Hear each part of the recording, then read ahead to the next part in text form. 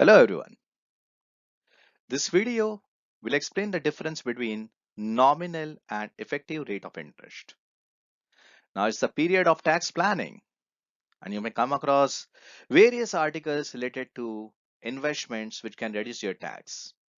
When you read those articles, you may come across these terms nominal and effective rate of interest. So first let's understand the meaning of the term nominal interest rate.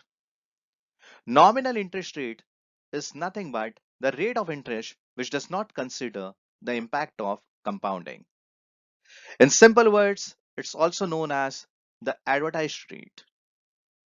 Let's assume that you come across an advertisement of a fixed deposit which gives you an interest of 6% per annum. Here, let's assume that interest is calculated on semi-annual basis, but the rate that has been advertised is 6% per annum. So the nominal interest rate is 6% per annum.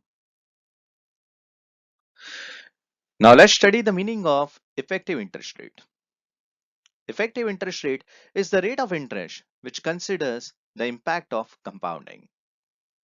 We all know that the compounding rate of interest increases the value of your investment. It is said that effective interest rate is the interest rate which takes compounding effect into account. Let's take up the same example. A bank FD which provides an interest of 6% per annum. An interest is calculated on semi-annual basis. It means interest will be paid twice in a year. So here, when you speak about the effective rate of interest, it can be calculated like this. Let's assume that an investor is investing 100 rupees on 1st of January 2022 in this bank FD. It's going to get matured on 31st of December 2022. But we all know that interest is paid on semi-annual basis. It means the investor will receive interest twice in a year. So the investor will receive interest on 30th of June and then the investor will receive interest on 31st of December. Now, when you speak about the interest received in the month of June 2022, how is it calculated? It's calculated like this. The amount of investment is 100 rupees. Rate of interest is 6% per annum. And since the interest is paid on semi-annual basis, it means the investor will receive interest here first only for the first 6 months. So for the first 6 months, the investor will receive an interest of say 3 rupees. So the value of investment on 30th of June 2022 would be 103 rupees. Now the investor will again receive interest for the next 6 months. That is on 31st of December 2022. Again, the investor will earn some interest. But now the investor will not earn interest on 100 rupees. He will earn interest on 103 rupees. Again, the calculation goes like this.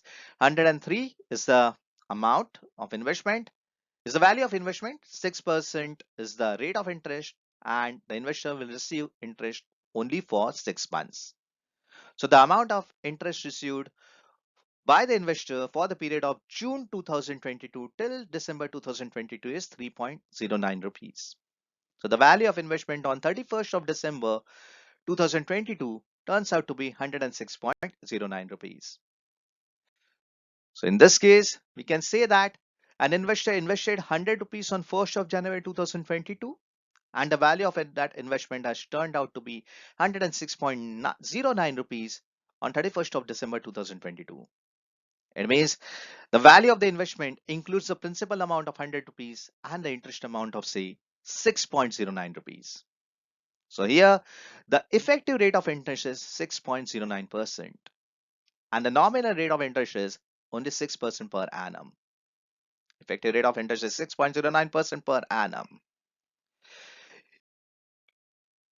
You can even use this formula to calculate the effective interest rate.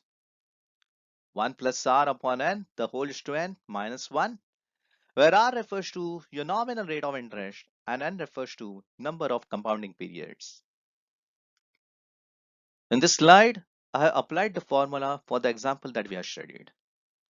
Interest rate is 6% per annum. Interest is paid on semi-annual basis. It means number of compounding periods is 2. So the value of NH2 and the value of R is 6%. Don't write it as 6. It's 6%, so it can be written as 0.06. And when we substitute the values and solve the equations, we'll get the answer for effective interest rate as 6.09%. Hope this video has helped you to understand the difference between nominal interest rate and effective interest rate. Thank you.